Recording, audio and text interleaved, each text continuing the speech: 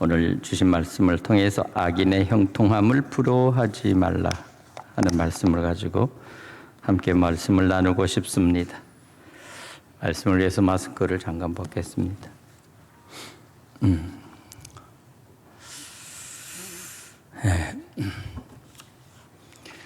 금주는 주간으로 말하면은 이 순교 기념주일 주간입니다. 순교 기념 주간. 1950년 한국 동란, 한국의 이 한반도에서 남북한이 전쟁을 일으키고 지금 73년이 되는 해입니다. 이제 까마득히 익혀진 전쟁이요. 이제 우리에게 있어서는 아주 멀리 느껴지는 그러한 전쟁이지만, 그러나 오늘 여기 우리 살아계시는 노부모님들, 또 우리 장로님과 권사님들에게는 아마 조금씩이라도 경험을 하였던 바로 그와 같은 때가 아니었나 싶습니다. 참으로 우리 민족에게 참으로 뼈아프고 아픈 서로의 이 고난과 그리고 서로의 민족에 있어서의 큰 사상적인 싸움이요, 또한 전쟁 속에서 수없이 많은 군인들이 죽어갔습니다. 또한 수없이 많은 우리 국민들이 죽어갔습니다. 이루 말할 수 없는 이 전쟁으로 해서 3년에 걸친 전쟁에 의해서 이 한반도는 완전히 폐허가 되어버렸죠. 폐허가 된 이 땅에 다시 지금 73년의 세월이 흘러서 이제 여기까지 다시 나라를 새롭게 건국하는 마음으로 지금 여기까지 왔습니다.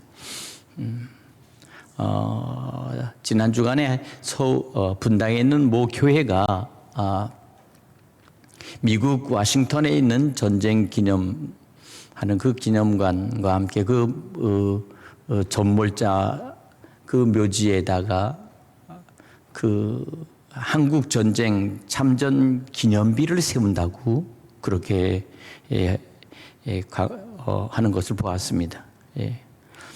한국 교회를 대표해서 교회에서 목사님과 그 일행들이 가서 거기서 한국 참전 기념비가 아직도 없었다고 그래요. 그 기념비가. 미군이 이 땅에서 들어와서 미국만 해도 37,000명의 가량의 전사자가 났습니다. 이 땅을 지키기 위해서 젊은 병사 37,000명이 이 땅에 와서 죽었습니다. 또한 그 미군에 편속된 가추사들이 7,000명이 죽었다고 합니다. 그러니까 미군 군속까지 합해서 하면 한 43,000명 정도의 군인이 죽은 것입니다.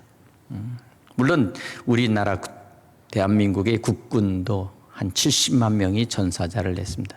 정말 수없이 많은 전사자들이, 젊은이들이 전장에서 쓰러졌죠. 참 이와 같은 역사가 바로 우리가 살아가는 현대사에 버젓이 있는 역사로서 지난 정권들이 이것을 어떻게든 종전을 이끌어보자 해서 종전 선언을 하고 싶었지만 실제로 종전 선언을 하지 못한 상태로 지금 그대로 진행되고 있습니다. 아마 이 땅에는 지금도 여전히 휴전의 상태라고 하는 그러한 것입니다. 잠시 전쟁을 쉬고 있는 것이죠. 휴전이라는 것은 언제 어느 때 다시 전쟁이 다시 시작된다 할지라도 전혀 이상하거나 아니면 전혀 다르게 생각하지 않을 것입니다. 그런 상태에 있는 것이 지금 그런 것입니다.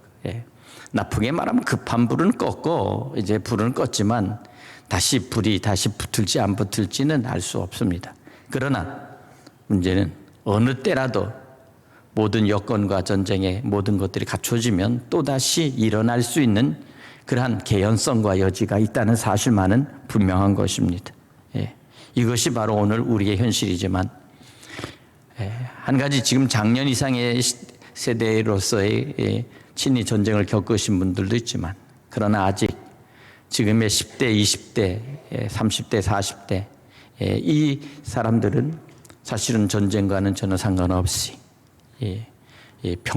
평화롭고 또 행복하게 살아간다고 하는 그런 꿈을 갖고 있는 세대에게는 사실 이것은 큰 우리 민족에 있어서의 큰 어떠한 큰 아픔이요 또한 이 우리에게 있어서의 가장 큰 어떤 리스크입니다. 결격의 문제가 지금 있습니다. 이 점을 우리가 지금 잊지 말자는 겁니다. 한국교회 수없이 많은 교인들이 또한 전쟁으로 인해서 순교했습니다. 그래서 이번 다음 주간은 순교 주간이면서 특별히 지금부터 50년 전에 군대 교회를 세웠습니다. 그래서 전국적으로 1004교회를 세웠고 거기에 군목이라고 하는 목사들이 교회를 이끌어가고 있습니다. 그래서 50주년에 희년 주일이 바로 다음 주일입니다. 군선교 50주년 되는 해로서 희년 주일로서 있는 것이죠.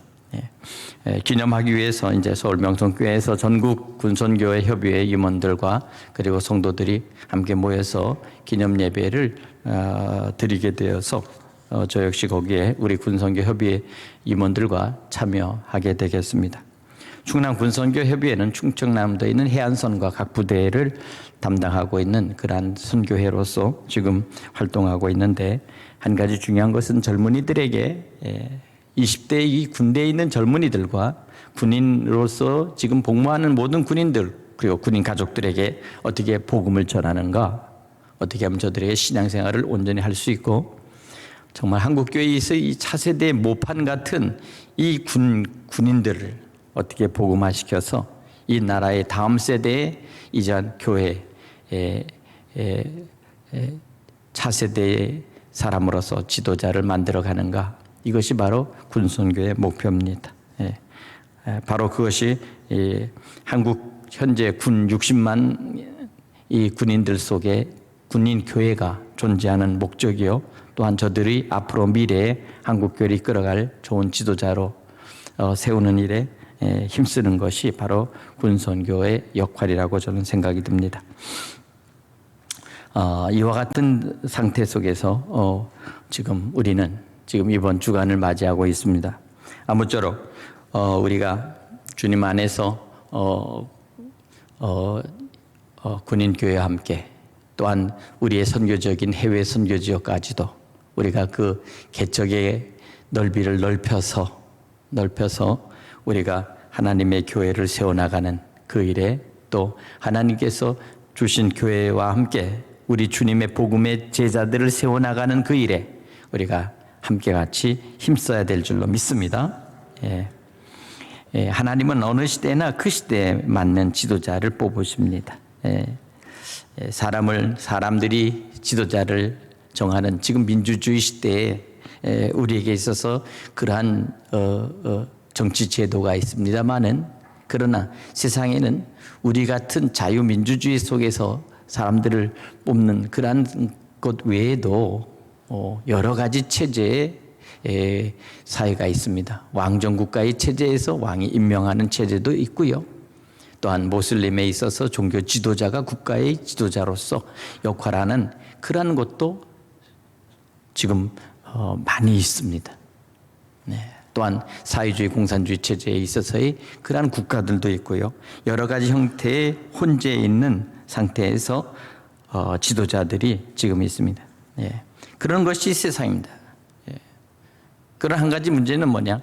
끊임없이 나라와 나라가, 민족과 민족이 또 지역에서 서로 맞지 않는 사회에서 갈등을 일으키고 거기서 싸우고 다툴 뿐만 아니라 더 나아가서 전쟁을 서슴지 않는다는 사실입니다. 예전에는 멀게 느꼈던 전쟁이 이제는 아주 가깝게 느껴지는 시대가 되었습니다. 안방에서도 현장에서 비춰주는 그 모든 전쟁의 모습, 전투의 모습을 직접 눈으로 지켜볼 수 있는 그런 시대가 바로 오늘의 이 시대입니다. 그만큼 지금 시대는 급변하고 있습니다. 저는 오늘 말씀을 통해서 한 가지 중요한 것은 바로 왜 끊임없이 전쟁은 일어나며 사람들은 서로가 이렇게 싸우는가 하는 것입니다. 특별히 잠언에서 우리에게 주시는 말씀을 통해서 너는 악인의 형통함을 부러워하지 말며 그들과 함께 있으려고 하지도 말지어다. 그들의 마음은 강포를 품고 그들의 입술은 재앙을 말함이라. 한 사람의 생각, 한 사람의 그 뜻이 어떤 사람인가에 따라서 놀랍게도 전쟁도 일으켜지고 싸움도 하고 독재와 함께 인권이 말살되는 그런 일들이 벌어지고 있습니다. 바로 이것이죠. 바로 오늘의 이 시대를 바라보면서 우리는 성경에 있었던 그러한 여러 형태의 지도자들을 살펴볼 수가 있겠습니다. 성경에 보면은 이스라엘의 아방 때의 시대에 옴리의 왕의 아들 아방에 대한 기록이 나와 있습니다. 옴리를 성경에 보면은 이스라엘의 역대 왕 중에서 가장 하나님의 말씀을 떠나서 악을 행한 왕이다 이렇게 말합니다. 그래서 열왕기상 16장 13절에 보면 이와 같이 말합니다. 옴리의 아들 옴리에 대해서도 말합니다. 28절의 말씀 보면 이렇게 말합니다. 옴리가 그들의 조상과 함께 잠에 사마리아에 장사되었고 그의 아들 아합이 대신하여 왕이 되었다라고 말하면서 이제 비로소 아방의 아버지였던 옴리 왕은 어떠한 사람인가에 대해서 26절에 열왕기상 16장 26절에 이렇게 말합니다. 25절에 보면 옴리가 여호와 보시기에 악을 행하되 그 전에 모든 사람보다 더욱 악하게 행하여 이렇게 말합니다. 느바세 아들 여로보암의 모든 길을 행하며 그가 이스라엘에게 죄를 범하게 한 그 죄 중에 행하여 그들의 헛된 것들로 이스라엘의 하나님 여호와를 노하게 하였더라 이렇게 말합니다. 북이스라엘의 탄생의 문제는 바로 솔로몬의 아들 르호보암이 젊은 나이에 왕이 되자마자 바로 그가 이제 폭정을 일삼고 젊은 왕으로서 모든 세금을 무겁게 하며 그리고 나라의 모든 것들을 합의하지 않고 독단적으로 행하는 그런 나라를 행하면서 결국 그 안에서 국정이 어지러워졌습니다. 특별히 이제 각 지파의 장로들이 모여서 왕에게 간언을 합니다. 12지파의 장로들이 왕에게 찾아와서 왕에게 말합니다. 우리에게 세금을 가볍게 해주십시오. 그리고 모든 나라에 있는 모든 백성들이 살 수 있도록 그렇게 우리에게 선정을 베풀어 주십시오. 독단적으로 처리하지 말고 선정을 해서 민주적으로 할 수 있으면 좋겠다 하는 것이요. 또 한 가지는 세금을 감면해서 우리에게 무거운 짐을 벗게 해달라라고 했을 때 놀랍게도 르호보암은 단호하게 거절합니다. 너희들의 세금을 더 무겁게 할 것이다. 너희가 세금을 더 무겁게 나에 대한 도전은 나에게 대하여 반대할 뿐만 아니라 나의 명예에 대한 것이니 내가 더하게 했으며 예전의 왕들보다도 내가 너에게 더 무거운 짐을 지우고 그리고 반드시 채찍으로 너희를 다스리리라. 이와 같은 얘기를 들으면서 그만 민심이 바뀌어버렸습니다. 12지파의 장로들은 각 지파별로 자기들의 사는 지역을 가서 비로소 저들은 이제 더 이상은 이제 다윗의 그 손자요 솔로몬의 아들인 이 르호보암 왕의 이 모든 것들로부터 더 이상 우리는 협조할 수 없다. 이렇게 해서 결국에는 이제는 나라가 이제 분열되는 상황으로 있었는데 당시에 결국 어떻게 됩니까? 솔로몬과 르호보암의 그 핍박을 피해서 도망가서 애굽에 있었던 여로보암, 바로 이 여로보암을 불러다가 저들의 왕으로 삼습니다. 그래서 북쪽에는 10지파는 애굽에 피난 가 있었던 여로보암을 왕으로 삼아서 그의 왕으로 삼고 사마리아를 그들의 수도로 성으로 삼아서 했고, 결국 르호보암은 결국 어떻게 됩니까? 두 지파 유다와 베냐민, 결국 두 지파만 가지고 유다라는 나라로 그렇게 해서 결국 북쪽과 남쪽이 결국 갈라져 버렸습니다.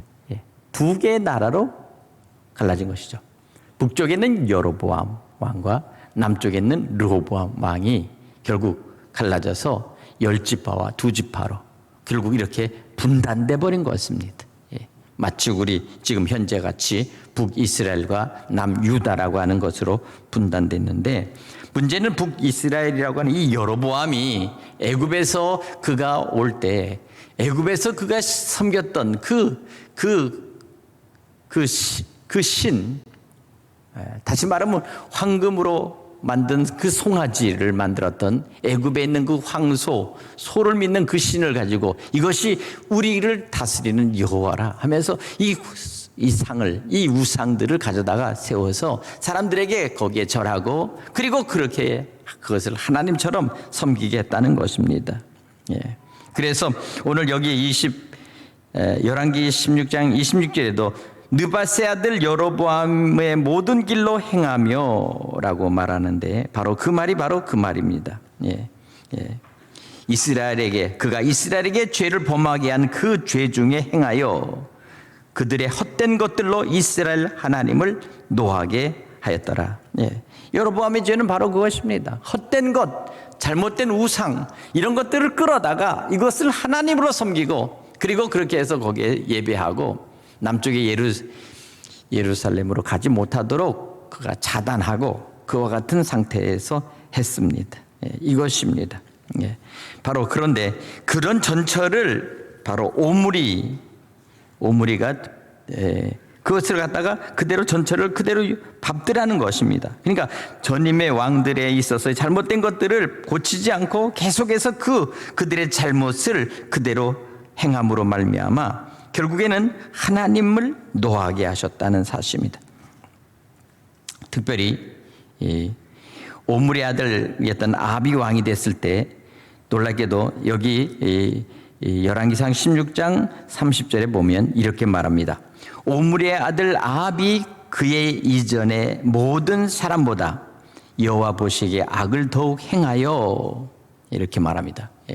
그러니까 오므리보다도 아합 때 그 아들 때는 더 하나님 보시기에 악을 행한 기록이 지금 이렇게 열왕기에 기록되어 있다는 사실입니다. 그 실내적으로 하나가 이제 열왕기상 이제 21장에 보면 나봇의 사건이 나타납니다. 아합 왕 때 이제 나봇과의 그 사건이 하나가 터지는데 바로 그것은 하루는 아합 왕이 이제 왕궁을 떠나서 쭉 길을 가다가 왕궁 가까이에 있는 곳에 갔더니 바로 거기에 이제 포도원이 있었습니다. 근데 그 포도원이 너무 밭이 좋은 거예요. 포도원이 좋은 거예요. 탐이 났습니다. 그래서 오늘 이 아합 왕이 그 포도원의 주인이었던 나봇에게 말합니다. 내 포도원을 내 왕궁 곁에 가까이 있으니 내게 주어서 채소밭이 되게 하라. 채소밭을 삼게 하라. 대신 내가 그보다 더 아름다운 포도원을 너에게 줄 것이요. 만일 네가 좋게 여기거든 내가 그것을 돈으로 환산해서 내가 그것을 계산하겠다. 이렇게 말합니다. 그때 나봇이 왕에게 이렇게 말합니다. 이것은 우리 조상이 주신 여호와의 유산입니다. 내 조상의 유산입니다. 그러니까 왕에게 주기를 여호와께서 금하실 것입니다. 말은 바꿔서 말하면 싫다는 말입니다. 단호하게 거절을 했습니다. 예. 예. 그러니까 이 나봇이 아합에게 이렇게 얘기를 하니까 그만 이 아합이 실망을 한 겁니다. 저것을 갖고는 싶은데 그것을 뺏을 수는 없고 거절을 당하니까 이제 집에 왕국으로 들어와서 이제 그가 얼굴이 이제 완전히 기분이 나쁜 얼굴을 하고 돌아와서 이제 왕국에 들어와서 자기의 침상에 누웠습니다. 그리고 저녁에 밥을 먹질 않아요. 그러니까 그 안에 이세벨이 와서 묻습니다. 왕이시여, 왜 식사 안 않고 당신의 얼굴에 그 근심이 많습니까? 그랬을 때 이 아합이 말합니다. 내가 이스라엘 사람 나봇에게 말해서 자기 그 포도원 나에게 팔라. 아니면 내가 좋은 포도원 줄 테니까 그거 바꾸자 했는데 거절을 했다. 예. 그러니 내가 심히 불쾌하고 마음이 기분이 상해서 지금 이렇다고 하는 얘기를 했습니다. 그때 이세벨이 말합니다.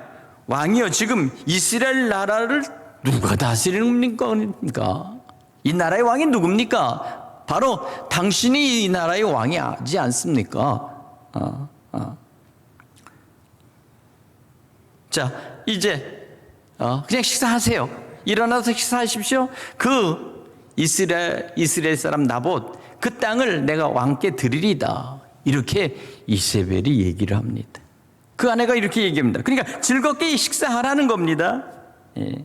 그리고 나서는 이세벨이 아합의 이름으로 편지를 이제 씁니다. 예. 그래가지고 편지 봉해서 바로 나봇에 있는 그 사는 이스라엘 땅에 있는 장로들에게 그리고 귀족들에게 편지를 보냅니다. 예. 그 편지는 무엇입니까? 너희 땅에 금식을 선포하라. 그리고 나봇을 백성 가운데 높은 곳에 앉혀라. 예. 그리고 나서는 반드시 이제 서로 그 나봇에 대해서 상담할 일이 있다. 논쟁할 거리가 있다. 하면서 두 증인을 세워서 사람들을 모으게 하고 두 증인들을 세우는데 이 두 사람이 아주 불량한 깡패들입니다. 예. 그래서 이렇게 해가지고 이세벨에게 이제 완전히 말을 따라서 듣는 이와 같은 이 두 사람이 가서 서로 마주하면서 이제 말을 하는데 장로들이 둘러섰고 백성들이 둘러서 있는 데서 이 두 사람이 거짓 증거를 합니다.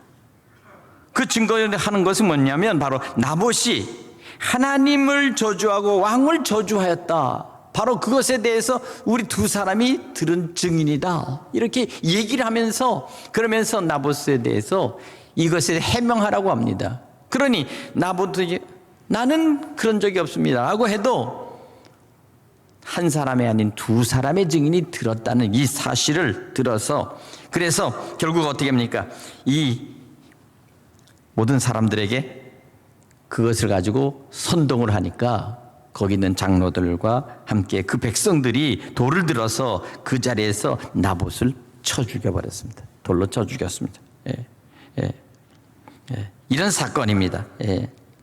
그러니까 나봇이 하나님과 왕을 저주하였다라고 하는 그것을 가지고서 결국 무리를 선동하고 그래서 결국에는 성 밖으로 끌고 가서 돌로 쳐 죽였습니다. 이것을 이제 이세벨이 통보를 받습니다. 그러니까 나봇이 돌로 맞아 죽었다는 이 소식을 듣자마자 비로소 이세벨이 아합에게 말합니다. 이제 당신은 내려가서 나봇의 포도원을 취하소서. 이렇게 말합니다.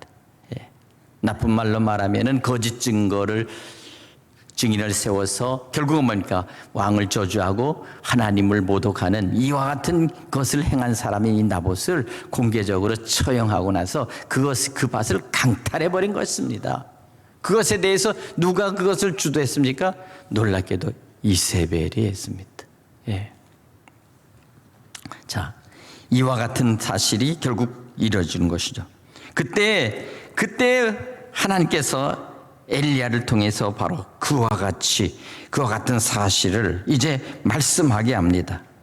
그것이 22장 10절에 여호와의 말씀이 디셉 사람 엘리야에게 임하여 이르시되 너는 일어나 내려가서 사마리아에 있는 이스라엘의 아방을 만나라. 그가 나봇의 포도원을 차지하러 그리로 내려갔나니 너는 그에게 말하여 이르기를 여호와의 말씀이 내가 죽이고 또 빼앗느냐고 하셨다고 하고 또 그에게 이르시기를 여호와의 말씀이 개들이 나봇의 피를 핥은 곳에서 개들이 내 피 곧 내 몸의 피도 핥으리라 하였다 하라. 놀라운 하나님의 그 이제 심판이 예고되는 것입니다. 바로 이것입니다. 그러니까 하나님께서 지켜보신다는 것입니다. 잠언에 있어서 우리에게 주시는 말씀은 그것입니다. 바로 너는 악인의 형통함을 부러워하지 말며 그와 함께 있으려고 하지 마라. 그의 마음은 강포를 품고 그 입의 입술은 재앙을 말함이라. 아합이 행했던 이와 같은 일들을 통해서 결국 어떻게 되는 것입니까? 여호와의 말씀에 아합의 그 집안 위에 하나님의 재앙이 내릴 것을 예고하면서 엘리야가 이렇게 하나님의 말씀을 선포합니다.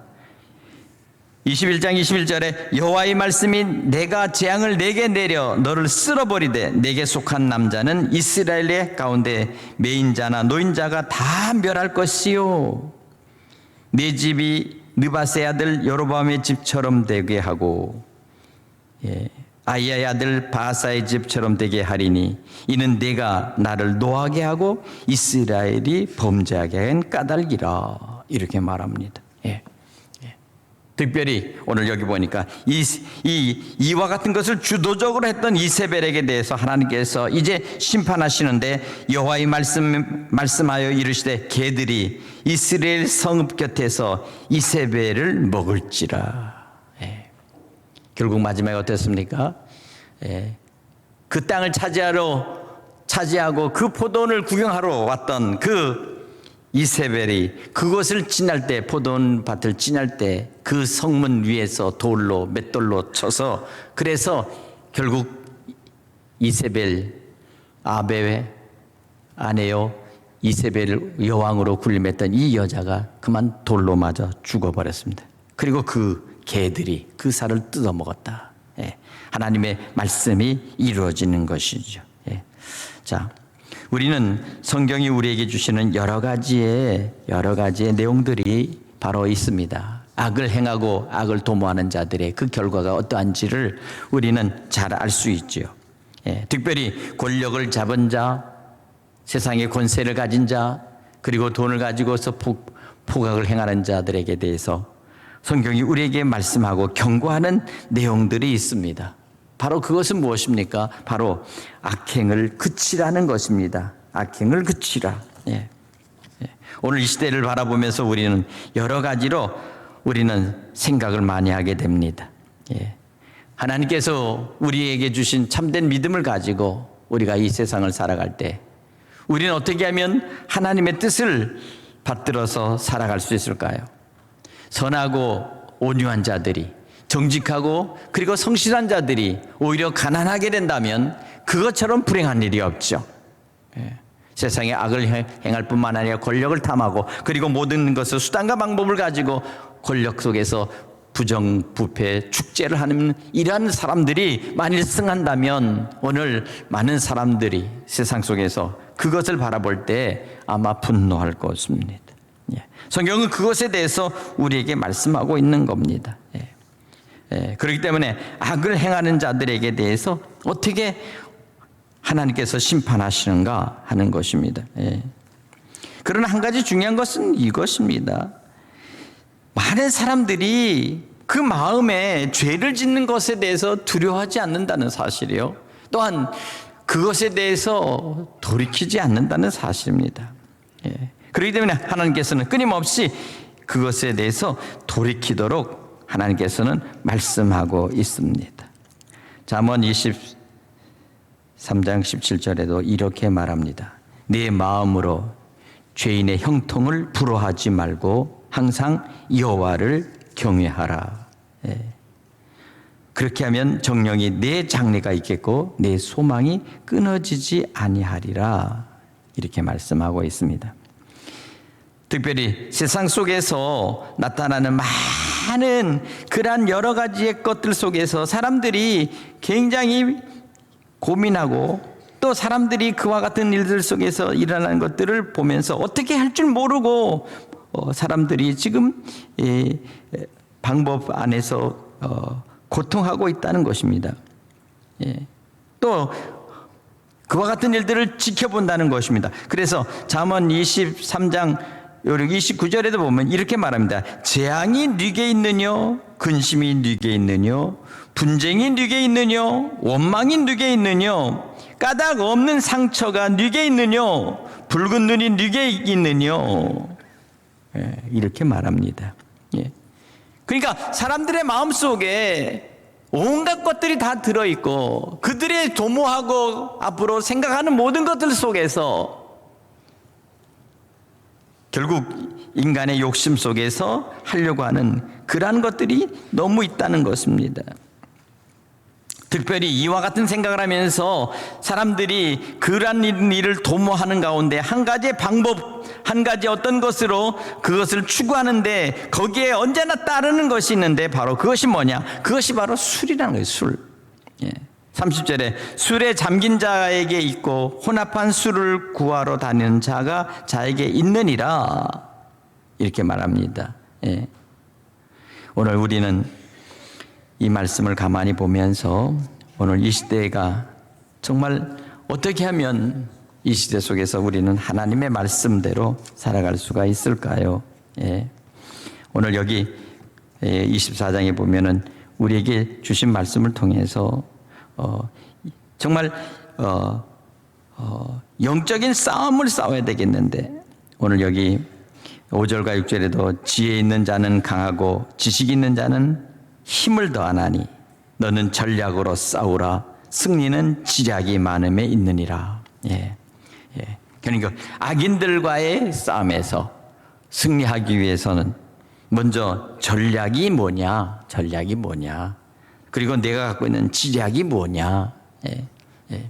요새 현대어로 말하면 이것은 전술과 전략이라는 말을 쓰죠. 흔히 보면 이것은 군대적인 용어로 많이 쓰는 그러한 말로 지금 쓰여지고 있지만 오히려 잠언은 우리에게 지혜에 대한 전략이 있어야 되겠다는 겁니다. 너희 머릿속에서 어떠한 선한 것으로 살아가며 선함을 이루기 위해서는 네가 어떤 전략을 가질 것이냐. 우리의 전략은 사실 별거 아닙니다. 우리의 전략은 오직 예수 그리스도의 복음입니다. 믿으십니까? 주님께서 우리에게 주신 말씀. 우리에게 전략이 있다면 한 가지. 주님께서 말씀하신 거죠. 나는 온유하고 겸손하니 너는 내게 와서 배우라 하신 말씀 속에서 주님께서는 우리가 주님, 예수님을 닮고 예수님의 생각으로 세상 속에서 살아갈 때 때로는 세상 속에서 바보 같고 때로는 세상 속에서 아무런 어떤 방법도 없는 그런 답답한 인생처럼 살아가는 것이요. 언제나 우리가 예수님의 방법으로 살아가면 우리는 모든 것들을 다 잃어버릴 것 같은 그런 방법이지만 그러나 그 방법이야말로 우리에게 가장 큰 축복의 방법이요. 축복을 이룰 수 있는 축복의 통로라는 사실을 우리에게 말씀하고 있습니다. 그렇기 때문에 우리가 정말 너는 마음을 다하여 뜻을 다하여 주 너의 하나님을 사랑할 뿐만 아니라 우리 안에 정말 길과 진리와 생명이 되신 예수 그리스도 주님의 주시는 이 복음 안에서 우리가 예수를 닮는 것, 바로 그것입니다. 그러니까 오직 예수님을 닮아가도록 우리가 하는 것입니다. 그러니까 세상 속에서는 주님이 우리에게 말씀하신 거죠. 주고 주라 그러면 너에게 안겨주리 넘치도록 안겨주리라. 섬겨라 내가 너에게 섬기는 중에 있으니 너희도 섬기고 그리고 그들을 위해서 온전히 너희가 희생하라. 대접하라. 모든 사람들에게 대접하라. 그리고 저들을 사랑하라. 그리고 용서하라. 어떻게 보면 우리는 세상 속에서 정말 지혜 없는 자 같고 세상 속에서 정말 우리는 방법 없는 자 같은데 한 가지 중요한 것은 결국 우리가 세상 속에서 얻을 수 있는 모든 것들은 다 하나님께서 만들어 놓으신 것들이라는 것입니다. 예. 여호와께서 말씀하시기를 산도 내 것이요 짐승도 내 것이요 우양과 가축도 다 내 것이요 모든 산천초목에 있는 모든 것들 다 내 것이 아니냐, 여호와의 것이라는 것입니다. 이 땅에 있는 모든 것들이 다 하나님의 것이요, 예. 하나님의 은혜와 섭리 안에서 반드시 하나님께서 우리가 말씀하신 것처럼 주님이 말씀하신 것, 온유한 자는 복이 나니 결국 저들이 땅을 차지할 것이다. 예. 왜 온유한 자들이 땅을 차지할 수 있을까? 결국 하나님 보시기에는 악한 자가 승한 것 같고 사람들이 보기에는 모든 그들이 잘 되는 것 같아도 시간이 가고 때가 지나면 마치 농부가 낫으로 모든 풀을 베어버리듯이 시간이 가면 악한 자들을 하나님께서 다 베어버리시고 다 제거하신다는 것입니다. 마치 새롭게 풀이 나서 새순이 나서 모든 것들이 초장을 이루듯이 온유한 자들이, 이름 없는 자들이, 그리고 정말 아무것도 아닌 것 같은 자들이 하나님의 말씀과 그 은혜에 순종하여 그들이 나갈 때 그들이 그들의 땅을 차지하고 축복을 받는 그러한 백성으로 바꿔놓더라는 사실입니다. 믿으십니까? 지금은 내게 주어진 것이 없고 지금 내게는 누리는 것이 없다 할지라도 그러나 반드시 언젠가는 하나님의 말씀 안에서 모든 것들이 시간이 흐르면 반드시 하나님께서는 하나님이 하실 일들을 분명히 이루어 나가시는 그러한 모든 것의 섭리자가 되시는 하나님이심을 여러분 믿으시기를 바랍니다. 반드시 우리가 하나님의 말씀을 순종할 때 하나님께서는 나와 함께 주시는 축복뿐만 아니라 내 자녀에게 그리고 내 자녀에게 되는 3, 4대 이르기까지 약속해 주시는 축복을 때로는 보게 하실 뿐만 아니라 그 약속은 천대까지 그 약속을 반드시 이루신다는 하나님의 말씀을 우리가 믿고 순종함으로 인해서 오늘 여기 우리에게 다시 한번 말씀하는 너는 악인의 형통함을 부러워하지 말며 그와 함께 있으려고도 하지 말지어다. 오늘 이 말씀을 다시 한번 우리 마음속에 다시 한번 새롭게 하고 우리의 마음이 강포를 품고 우리의 입술이 재앙을 말하지 않도록 주의 성령께서 우리의 입술에 재갈을 물리시고 진정으로 주님께서 우리에게 언어와 우리의 삶의 모든 행동과 그리고 우리의 마음의 중심을 온전히 붙잡아 주시옵소서. 예수를 닮는 참된 예수님의 사람, 하나님의 사람들이 되기를 간절히 축복합니다. 그와 같은 마음으로 너는 전략으로 싸우고 승리를 지략을 가지고 싸워서 승리하라. 오늘 주신 말씀이 우리에게 교훈과 또한 새로운 지혜가 될 수 있기를 간절히 축원합니다. 기도하겠습니다. 하나님 아버지시여, 이 시대를 살아가면서 수없이 많은 환난과 그리고 질병과 또한 아버지 하나님의 전쟁과